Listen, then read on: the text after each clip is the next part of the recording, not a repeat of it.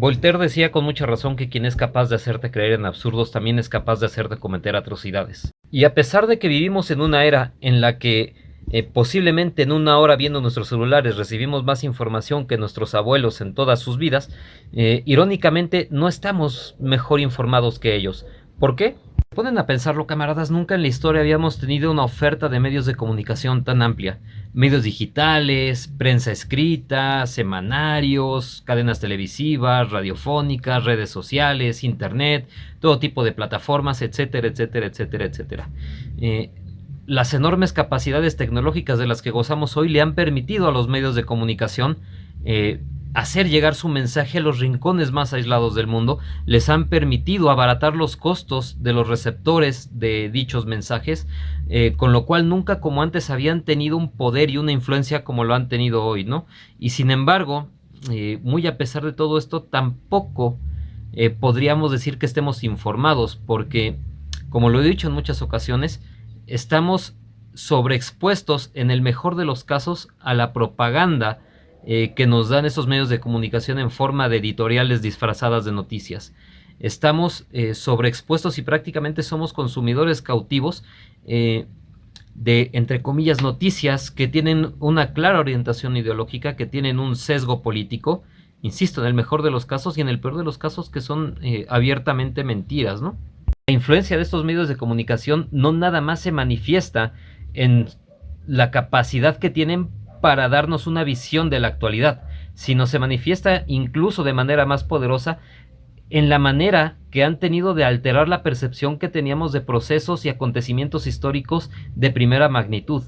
Siguiendo agendas ideológicas y políticas que más adelante en otro trabajo expondré con mucha mayor amplitud, estas cadenas pseudoinformativas deforman la percepción que tenemos de la historia a su conveniencia, y cuando así lo exige el relato, cuando así lo exige el interés, denostan a civilizaciones completas, siembran complejos de inferioridad, siembran complejos de culpabilidad a mansalva, o por el contrario, enaltecen a determinados grupos, enaltecen a determinadas etnias, incluso a determinados grupos sociales y políticos y constructos históricos, nuevamente siempre en función de los intereses que estén persiguiendo, dando forma así a uno de los fenómenos desgraciadamente más exitosos de los fenómenos mediáticos, que se llaman las leyendas o historias negras, ¿no? Y de eso va el video de hoy, camaradas, de exponer la leyenda negra antirrusa, exponer cuáles son sus raíces, cuáles son los intereses geopolíticos, a qué intereses obedece la exacerbación de esta leyenda y de esta historia negra en contra de todo lo que es Rusia, o al menos de eso va en parte, porque evidentemente también va de promover los cursos que estoy ofreciendo en la isla de Minerva, y ambos cursos están directamente relacionados con la temática de este video. Uno de ellos, claves históricas de la actualidad geopolítica, en el cual vamos a hablar de la importancia del soft power, vamos a hablar de la importancia de los medios de comunicación, del papel que tiene Rusia dentro de todos los cambios civilizatorios que estamos experimentando en el momento actual, y evidentemente, en tanto que estamos hablando de las causas, estamos hablando de la leyenda negra antirrusa, también vamos a hablar en el curso de historia de Rusia de las luces y sombras de lo que ha sido un imperio, de lo que ha sido una república, de lo que ha sido un estado, civilización. Y bueno, espero que este material les sirva para reflexionar, espero que este material les sea atractivo y que se den una vuelta por los enlaces que les voy a dejar aquí abajo. Y sin más, vamos a comenzar, camaradas. Discursos xenófobos ha habido toda la vida. De hecho, los discursos xenófobos prácticamente se alimentan de los discursos nacionalistas, sobre todo si los nacionalismos son extremos, ¿no? Ya vemos que estos discursos exacerbados suelen despreciar a terceros pueblos en favor de reivindicaciones propias, ¿no? Y en ese sentido no es extraño que haya discursos antirrusos, sobre todo surgiendo desde sus vecinos, ¿no? Los países bálticos, los polacos, sobre todo en culturas que han tenido fricciones históricas con los rusos, ¿no? Los mismos otomanos, los turcos, pues siempre han tenido una animadversión, una fuerte rivalidad con los rusos, y en virtud de ello, pues siempre ha habido, como producto de esta rivalidad, una leyenda negra, ¿no? Esto es desgraciadamente normal, siempre tenemos a demonizar al enemigo, pero al menos dentro de las sociedades que conocemos como occidentales, hay un punto muy identificable en el cual vemos que las tornas empiezan a cambiar a la hora de percibir a los rusos, ¿no? Y ese es el siglo XIX. Si durante el siglo XVIII todo el chiste del imperio ruso va de ser incluidos en Europa, va de ser tomados en cuenta en las decisiones europeas, va de poder presentarse en las cortes, de ser invitados a las conferencias en las que se toman decisiones, de ser europeos de primera, y para estos fines se meten a innumerables guerras, financian el arte, financian el pensamiento. De hecho, buena parte de la ilustración es financiada por Catalina II, esto han de saberlo. Pero bueno, si durante el siglo XVIII los rusos quieren y no pueden, durante el siglo XIX tumban la puerta de Europa a patadas. ¿Cómo lo hacen? Conjurando la mayor amenaza que hasta ese momento habían sentido o habían tenido sobre sus cabezas los poderes hegemónicos europeos. ¿De qué amenaza hablamos? De Napoleón Bonaparte. Durante décadas los europeos formaron coalición tras coalición y coalición tras coalición de países fueron vencidas por las fuerzas napoleónicas. Y este insolente que se paseaba de aquí a allá por Europa sin respetar sus fronteras, de repente es vencido en la profundidad de Rusia. Sus ejércitos, una de las maquinarias de guerra más potentes que la humanidad ha visto, de repente es devorada por la inmensidad de Rusia, ¿no? La magnitud de la victoria de los rusos es tal que, como es natural, en las negociaciones los rusos llevan la parte de León. Los rusos obtienen enclaves a costa de los austriacos, a costa de los alemanes, evidentemente a costa de los franceses. Los polacos, pues que ya habían sido repartidos, pues se quedan con el puño apretado y mordiendo, apretando la quijada, porque pues van a tener que seguir siendo, perdón, súbditos de los rusos, de los austriacos, de los prusianos. Y los rusos adquieren un poder tan grande en Europa que de alguna manera se convierten en este primer policía del mundo. Los rusos o los ejércitos rusos van a ser llamados o van a intervenir directamente por su propia voluntad para sofocar rebeliones, para sofocar todo tipo de rencillas nacionales. Y ciertamente esta labor policíaca es aprovechada por los británicos. Los británicos no quedan absolutamente nada contentos con esta posición de hegemonía que va a tener el imperio ruso en el continente europeo, por dos razones. La primera de ellas es que históricamente los ingleses siempre la han pasado mal cuando hay un poder hegemónico en Europa.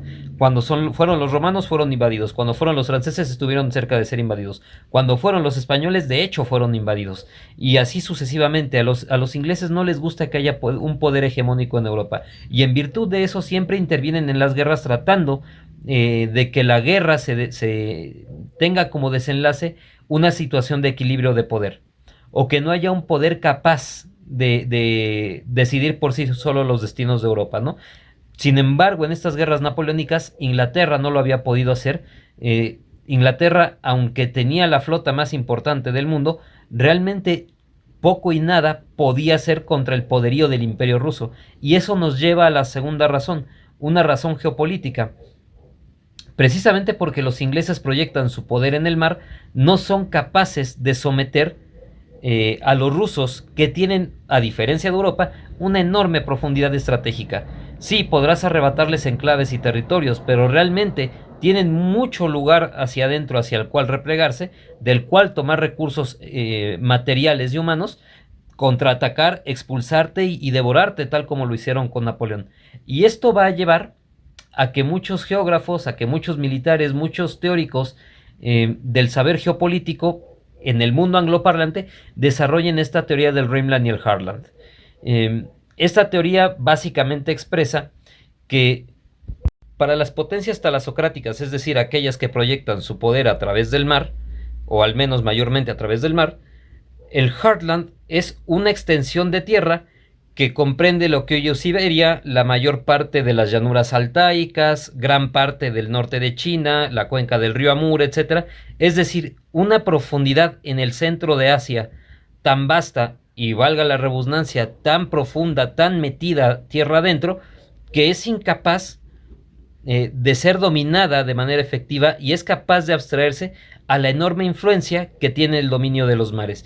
Y además es una tierra tan vasta y tan grande en recursos económicos que quien la controle a largo plazo va a dominar el mundo, al menos desde la perspectiva milenarista del pensamiento angloparlante, ¿no? Bien, en el siglo XIX se concreta, se empieza a concretar más bien lo que para los angloparlantes es la pesadilla máxima, que es el dominio del Heartland por una sola potencia, porque si durante las guerras napoleónicas el imperio ruso ya adquiere un nivel de preponderancia en el continente europeo, y de hecho durante el siglo XVI, el XVII, los rusos llegan al Océano Atlántico a través del estrecho de Bering, consolidan su dominio de Siberia, es decir, se están consolidando con el dominio del Heartland. Ya a mediados del siglo XIX, después de que terminen las guerras napoleónicas, los rusos van a consolidar el dominio del centro de Asia. Y esto le pone los pelos de punta a los ingleses. ¿Por qué? Porque ya están dominando prácticamente el Heartland, ¿no? Toda esta región de los países que muchos de ustedes ni conocen, que sean Kazajistán, Kirguistán, Uzbekistán, Tayikistán, etcétera. Kazajistán ya lo dije, no me acuerdo. Pakistán, etcétera. Todos estos países del centro de Asia también forman parte de esta visión del Rimland y el Heartland, de la geopolítica angloparlante, ¿no? Concretamente la de Halford Mackinder en el siglo XIX y posteriormente la de Spikeman, ¿no? En el siglo XX. Pero bueno, el punto aquí es que los rusos, al empezar a hacerse con el dominio del Heartland, empiezan a ser una gran amenaza para los británicos. Y entonces los británicos comienzan ya de verdad a aprovecharse de todas las rencillas nacionales que tienen los rusos con sus vecinos para propagar únicamente su versión del relato histórico, para propagar únicamente o mostrarle al mundo únicamente la versión de los rusos que tienen sus enemigos. Eso es lo que, desde mi perspectiva, empieza la leyenda negra en contra de los rusos, cuando los ingleses describen a los rusos ante el mundo a través de la voz de sus enemigos, ¿no? Y simplemente se dedican a generar propaganda en contra de ellos. ¿Y esto con qué razón? ¿Con qué motivo? ¿Cómo lo hacen? Aprovechando que la segunda mitad del siglo XIX es el auge de los movimientos nacionalistas en toda Europa, los ingleses empiezan a fustigar movimientos nacionalistas ahí en donde el imperio ruso empiece a buscar expandirse. Y es que los discursos nacionalistas de nivel regional chocan directamente con los discursos imperialistas del paneslavismo ruso, ¿no? Y en ese sentido, pues los ingleses empiezan a correr los rumores de que los rusos, en tanto que son ortodoxos, no respetan a los católicos, los reprimen, los persiguen fiscalmente, que los rusos pues son agresores espacio exuales, porque ya ven cómo se pone el algoritmo, y vaya, empiezan a difundir toda la propaganda negra que sobre todo tienen los turcos. Irónicamente, cuando los rusos buscan defender a las minorías cristianas en los confines del Imperio Otomano, los ingleses van en auxilio de los otomanos para impedirle a los rusos defender estas minorías. Los rusos tampoco es que lo hagan por ser hermanas de la caridad. Lo que es cierto es que durante todo el siglo XIX los rusos van a buscar pues extinguir al Imperio Otomano, arrebatarles Constantinopla. Los rusos en este momento de la historia tienen la percepción de que ellos son la continuación de Roma. Hay argumentos para... No se lo sacan de la manga, hay argumentos, aunque no sea así. Pero bueno, el punto es que con todo esto en mente, los ingleses se dan cuenta que tarde o temprano los rusos van a terminar haciéndose con el control de Constantinopla y eso les haría salir al Mediterráneo. Y si salen al Mediterráneo, serían perfectamente capaces de cortar las comunicaciones de los ingleses con el canal de Suez. Y eso sería gravísimo para los intereses británicos. ¿Por qué? ¿Qué creen? Que los rusos para estas alturas del partido, 1850, 1860, ya están mandando partidas de cosacos para atacar el norte de lo que hoy es la India. Y esto también pone a los británicos a temblar porque la India es la joya de la corona del imperio. Ninguna colonia del imperio británico va a ser tan valiosa y tan importante y tan estratégica para el imperio británico como lo es la colonia de la India. Los ingleses se ven en una situación tan complicada que arreglan sus diferencias con los franceses y le plantan cara a los rusos en la guerra de Crimea. Y si bien es cierto, los rusos son detenidos en su avance al Mediterráneo en la guerra de Crimea, lo que también es cierto es que en Persia logran un empate con sabor a victoria frente a los británicos, y en el Turquestán logran una victoria muy importante en contra de los británicos, ¿no? Insisto, ya son tiempos en los que los cosacos están acosando el norte de la India, ¿no? Y de aquí viene esta primera, ¿cómo decirlo? De aquí viene la primer raíz de la leyenda negra antirrusa. Es una situación de poder. Es una situación en la que el mundo angloparlante ve en los rusos a un enemigo geoestratégico y de talante histórico. Y en ese sentido, la propaganda les está siendo instrumentalizada para convencer a las élites, a los tomadores de decisiones, que respalden a la corona británica en sus campañas contra Rusia. Pero vamos a ver que cuando llegue el siglo XX hay que seguir utilizando esta propaganda negra porque la situación histórica se va a hacer más compleja. La ganancia en importancia que va a tener el ciudadano, la democratización de algunas sociedades, va a necesitar que para justificar una guerra se tenga que convencer al pueblo. Y nuevamente, aquí la propaganda negra va a ser increíblemente importante, ¿no? Pero bueno, aquí tendremos que ver qué es lo que pasó para darle esta vuelta de tuerca, ¿no? Para 1870, a los ingleses les surgen nuevos competidores en este asunto de querer dominar el comercio mundial, ¿no? Concretamente 3 países que llegan tarde al capitalismo, pero que llegan pisando muy fuerte: el Imperio Alemán, el Imperio Japonés y los Estados Unidos de Norteamérica. Si bien los tres o ninguno de los tres logra hacer una alianza con alguno de los otros dos que le permita o que esté destinada a desafiar los dominios británicos, de hecho muchas veces tienen intereses contrapuestos, y los británicos logran manejar muy bien esto con su diplomacia y aprovechar para enfrentarlos o para mantenerlos con rencillas. Concretamente los ingleses generan un duelo mexicano en el Océano Pacífico que va a durar cerca de 70, 80 años más o menos. Y bueno, aquí el asunto es que el único de los tres que se da cuenta de en dónde está la movida son los alemanes. Los alemanes también tienen una tradición de pensamiento geopolítico. Si no me estoy equivocando, es Haushofer quien empieza o es Ranke, no, creo que es Haushofer, perdón, quien plantea esta teoría del Lebensraum, del espacio vital, en la cual plantea que se pueden aprovechar los enormes recursos que están en el este de Europa, que controla el Imperio Ruso, sin necesidad de entrar en guerra con ellos, que se puede llegar a acuerdos comerciales a través de los cuales se creen relaciones comerciales y diplomáticas mutuamente benéficas entre los rusos y los alemanes. De hecho, Bismarck es tan partidario de esta idea que termina enemistado con el Kaiser cuando el Kaiser decide crear una flota, desafiar a los británicos, romper el acuerdo con Rusia en pos de crear un acuerdo con un imperio moribundo como lo es el de los austriacos. Al final esto termina en la Primera Guerra Mundial. Para enfrentar la amenaza de Alemania, los ingleses llegan a un entendimiento temporal con los rusos, pero las rencillas políticas siempre van a estar ahí, y todos sabemos cómo termina la Primera Guerra Mundial. Al menos para Rusia termina con el surgimiento de un gobierno socialista en Rusia. Y aquí es en donde viene la segunda fase de esta leyenda negra, ¿no? La leyenda de la Rusia, de la malvada Rusia comunista, ¿no?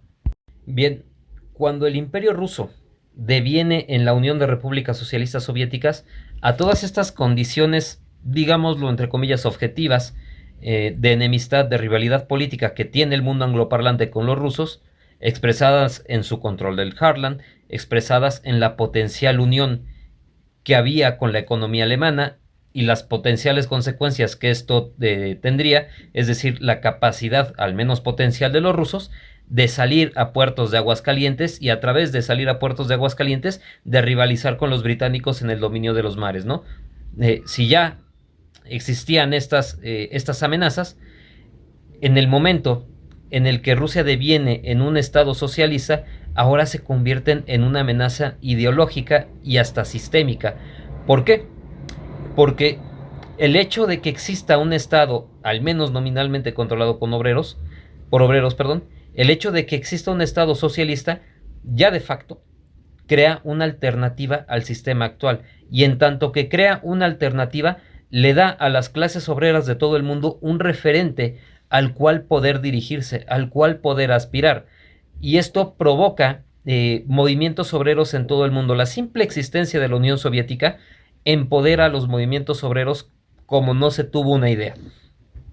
Independientemente de que haya gente que piense que lo que existió en la Unión Soviética no fue socialismo, independientemente de que así haya sido o no, independientemente de cómo se quiera demonizar o no al Partido Comunista, algo que es un hecho es que la gente del siglo XX lo percibía así, y al percibirlo así, veían en la Unión Soviética esta aspiración, un lugar al cual llegar.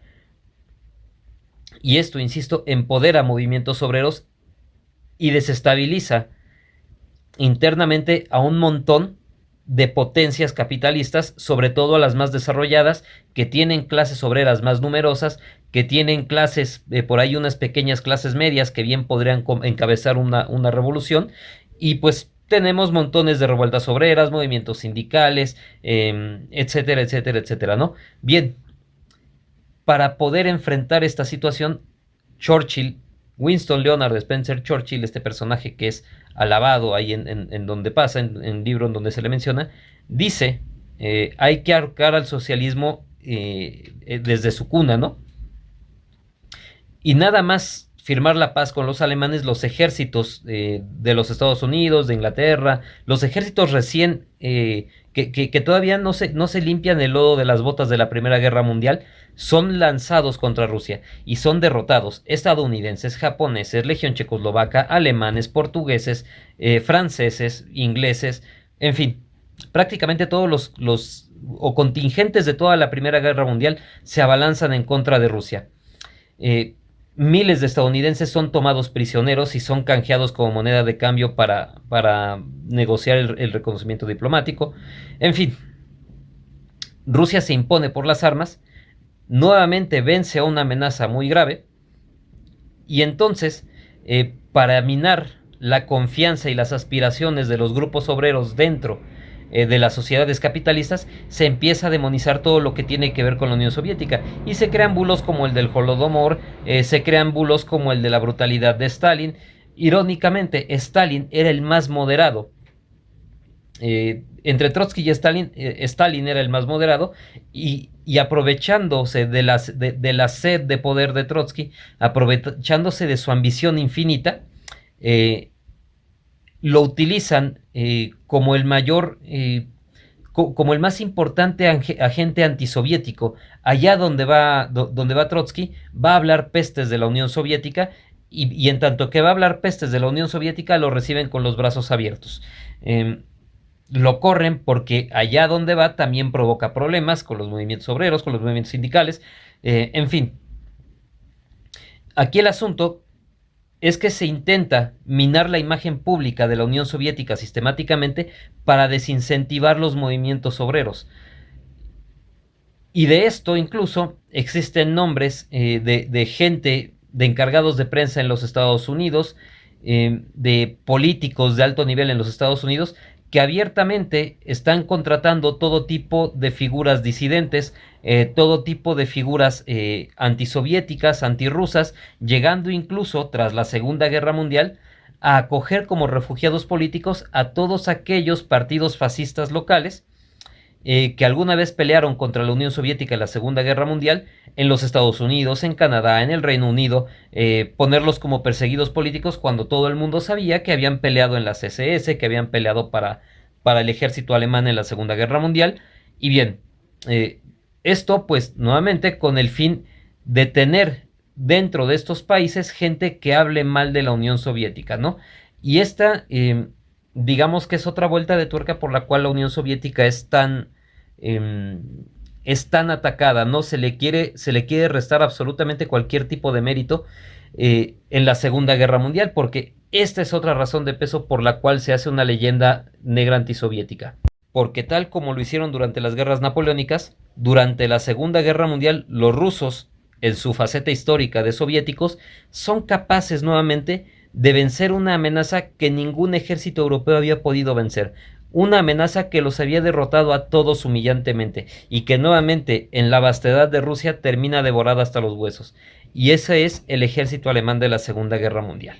Si de por sí, incluso derrotado, el imperio ruso había sido determinante para el desenlace en favor del entente de la Primera Guerra Mundial, en la Segunda Guerra Mundial la participación soviética va a ser absolutamente decisiva. El 80% del esfuerzo de guerra alemán es derrotado por la Unión Soviética por sí sola.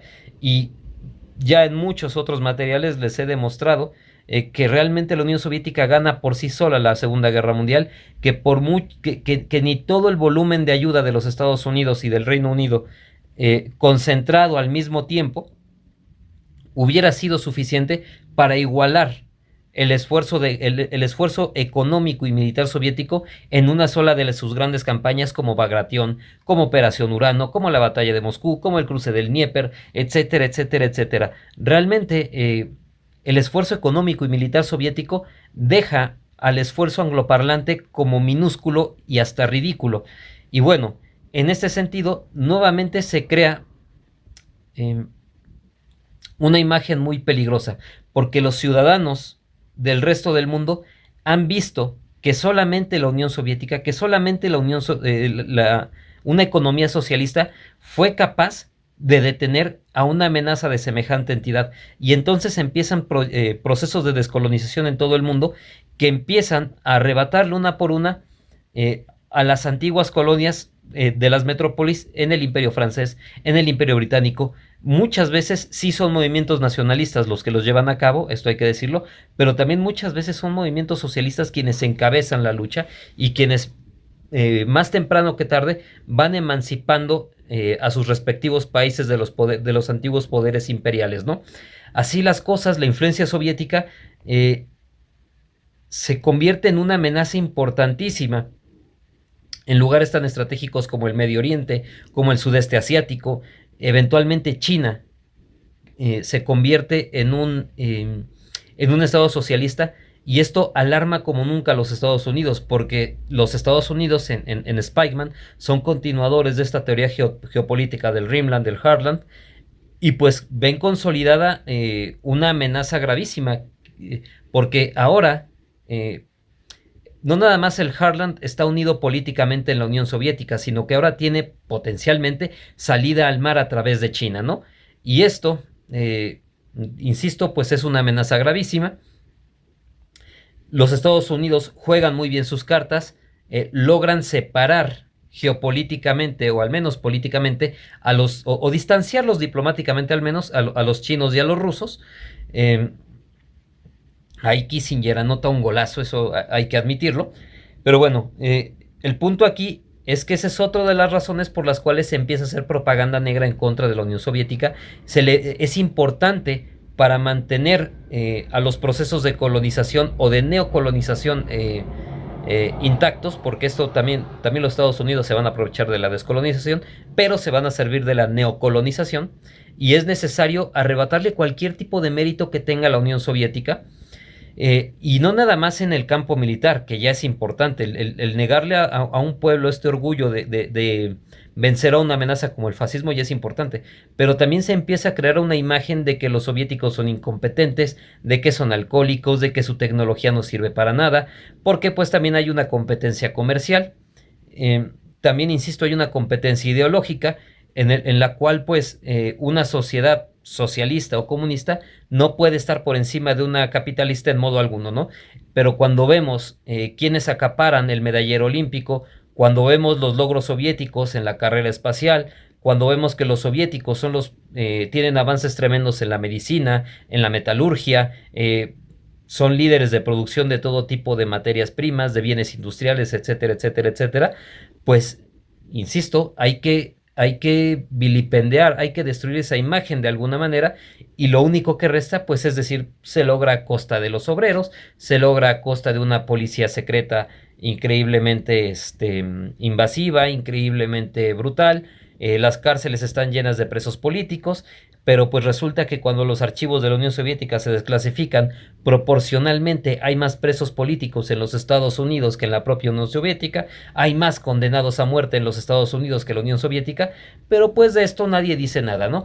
Pero no es el objetivo de este video desmontar la leyenda negra antisoviética ni antirrusa, eso lo haré en algún otro momento. Lo que estoy exponiendo en este video son las razones por las cuales persiste y se promueve todavía esta leyenda negra, ¿no? Bueno, esto, insisto, o en esta fase de la Unión Soviética lo que se busca es debilitar a los movimientos obreros, quitarles referentes ideológicos, desincentivar a los ciudadanos, obreros o no, de votar a movimientos de izquierda, de tener a la Unión Soviética como un referente, de aspirar a otro modelo de sociedad. Y ya vemos, ya después nos encargamos del Dreamland y el Heartland. De hecho, realmente al ciudadano de a pie le importa un bledo el Dreamland y el Heartland. El ciudadano de a pie sabe poco y nada de geopolítica, no sabe poco y nada de estas teorías. Al ciudadano de a pie lo que le importa es lo que le venden en los medios. Pero insisto, si al ciudadano de a pie no le importan estas cuestiones geopolíticas de larga data, ¿por qué la leyenda negra antisoviética? Insisto, porque pues la razón para mandársela a los ciudadanos es la de desincentivar los movimientos obreros. A quien sí le importa todas estas cuestiones del Dreamland y el Heartland son a los que toman decisiones de largo plazo, son a las élites financieras, son a las élites industriales, a todos esos poderes que están a la cabeza del mundo capitalista, independientemente del partido político que gobierne en tal o cual país, ¿no? Bueno, cuando cae la Unión Soviética, mucha gente cree ver confirmada toda la propaganda negra que existía alrededor del socialismo y de la Unión Soviética. Y bueno, todo parecería, o lo más razonable sería pensar que toda esta campaña terminaría ahí. Sin embargo, pues nos topamos que hoy más que nunca la propaganda antirrusa es más virulenta y más visceral, ¿no? ¿Qué es lo que sucede? ¿Por qué tras la caída de la Unión Soviética se sigue atacando mediáticamente a Rusia? Bien, lo que yo he notado es que durante los 90, de alguna manera se quiere hacer sentir avergonzados a los rusos por su pasado. En las películas en Hollywood se los pone nuevamente como alcohólicos, como incompetentes, como gente que está derrotada, como pues seres de alguna manera miserables ante los héroes americanos, ante los héroes angloparlantes, que incluso son capaces de salvar a la humanidad en multitud de desastres. Nuevamente esto a través de la visión de Hollywood. Se busca herir el orgullo nacional ruso, porque lo que se busca es desmembrar a la Federación Rusa, es aprovechar esta etapa del capitalismo neoliberal para fragmentar al Estado ruso, para dividir a sus pueblos, para que el imperio, lo que otrora fue el imperio ruso, entre en autólisis y poder controlarlo mucho más eficazmente a través de gobiernos locales, a través de estados débiles, entregados al corporativismo del capitalismo neoliberal. Sin embargo, a diferencia de muchos países, Rusia no se va a rendir. Rusia va a crear oligarquías, si quieren ustedes, corruptas y brutales, pero nacionales, que cuando no se someten a los intereses del Estado ruso, son ejecutadas, como lo hizo Putin con algunos oligarcas muy importantes dentro de la Federación Rusa, ¿no? Bueno, Rusia, en tiempos del neoliberalismo, está haciendo algo impensable, que es anteponer los intereses del Estado a los intereses del capital, a los intereses del poder económico, y esto empieza a ser mal visto por sus socios occidentales, ¿no? Cuando Rusia empieza a hacer acercamientos para ver si puede entrar en un esquema de seguridad europeo, cuando Rusia empieza a sondear entrar en la OTAN y ve que se le dan largas, y cuando Rusia ve que se intenta incentivar desde la CIA al separatismo checheno, que desde la CIA se intenta armar a grupos radicales en Dagestán, cuando Putin concretamente se da cuenta que los Estados Unidos están incentivando la fragmentación de Rusia y que a pesar de los reclamos, las administraciones estadounidenses en forma de Bush, en forma de Obama, cada vez están intentando con mayor contundencia fomentar el separatismo ruso, empieza a cambiar de política. Sobre todo también porque ve un acercamiento de la OTAN a las fronteras de Rusia. Y este acercamiento de la OTAN a las fronteras de Rusia lo ve como una amenaza existencial, y es entonces cuando Rusia empieza a meter las manos. Rusia no nada más decide seguir su propio camino en un mundo neoliberal, en un mundo en el que las soberanías nacionales cada vez son más mal vistas, son cada vez más atacadas. En un mundo de este tipo, Rusia no nada más decide ser autárquica, ser soberana, sino que además empieza a defender sus intereses incluso por la vía de las armas. Concretamente en Georgia en 2008 responden por primera vez por la vía de las armas, pero seguramente va a ser Siria el punto en el cual los Estados Unidos se sientan más amenazados, porque cuando los rusos intervienen en Siria, explícitamente le dicen en la cara a los Estados Unidos: ya me di cuenta de lo que estás haciendo, no creas que no estoy al tanto de todos tus planes geopolíticos en torno al Rimland, de toda la política de cerco estratégico que me quieres imponer. Yo lo voy a impedir si es necesario por la vía de las armas. Rusia interviene en Siria, posteriormente va a intervenir en Ucrania, primero a través de proxies, primero apoyando a los separatistas, y en esto desde 2014, pero pues ya en 2022 abiertamente, directamente con sus propias fuerzas. Y bueno, desde 2008, desde todo este tiempo, Rusia, insisto, pues es una amenaza porque a pesar de que Rusia es ya un país capitalista y no es una amenaza del todo ideológica, sigue siendo una amenaza sistémica. ¿Por qué? Porque incluso dentro del capitalismo el poder político se impone al poder económico. Incluso dentro del capitalismo, Rusia decide mantener su identidad nacional, decide mantener la cohesión nacional a través de una derecha conservadora que está mal vista en un mundo que está buscando imponer la agenda progresista. Y además, insisto, está plantando cara a los Estados Unidos, ¿no? Y no nada más esto, sino que también está logrando avances tecnológicos muy importantes. Y lo vimos durante la pandemia. Durante la pandemia, ¿qué es lo que hacen las farmacias? ¿Qué es lo que hacen los medios de comunicación? Decir que la vacuna rusa no sirve, que son las grandes farmacéuticas las únicas facultadas para desarrollar este tipo de tratamientos. Y resultó que la Sputnik es la vacuna más eficiente y la más segura de todas, ¿no? En ese sentido, a Occidente le pudo muchísimo el golpe de prestigio que le da Rusia durante la pandemia. Le pudo muchísimo el hecho de que Rusia se estuviera recuperando. De hecho, se le empiezan a generar bulos a Rusia bastante absurdos, como el de los atletas olímpicos.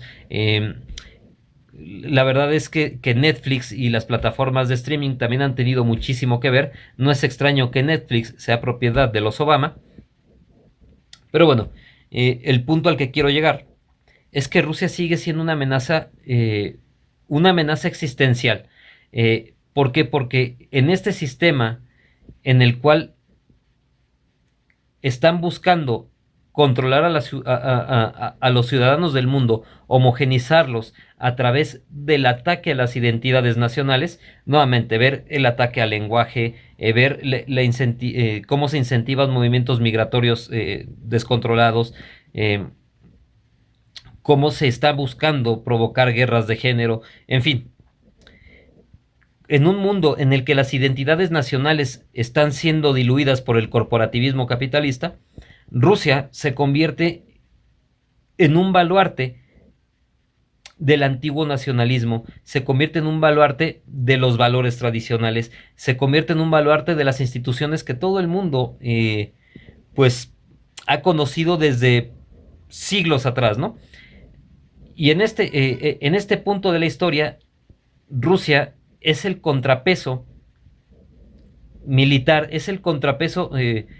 es el contrapeso ideológico de Occidente. Y aquí me parece a mí que se explica muy bien por qué la propaganda negra es en contra de Rusia, pero no es en contra de China. Porque Rusia, a pesar de las diferencias, es un país occidental, es un país cristiano que bebe de la Revolución Francesa, al menos en términos políticos, es un país que culturalmente es mucho, muy afín a nosotros, y que en tanto que es mucho, muy afín a nosotros, podría ser muy fácil que nosotros absorbamos su ejemplo.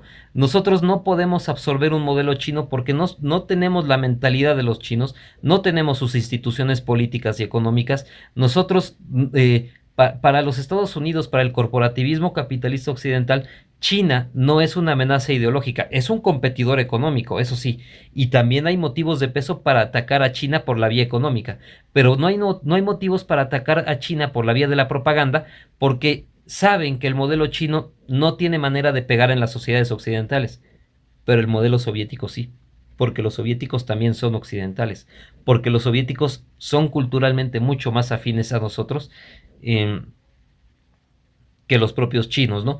Y en consecuencia, ganar la batalla en contra de Rusia se convierte, en mi opinión, en un asunto incluso más importante que la batalla económica contra los chinos.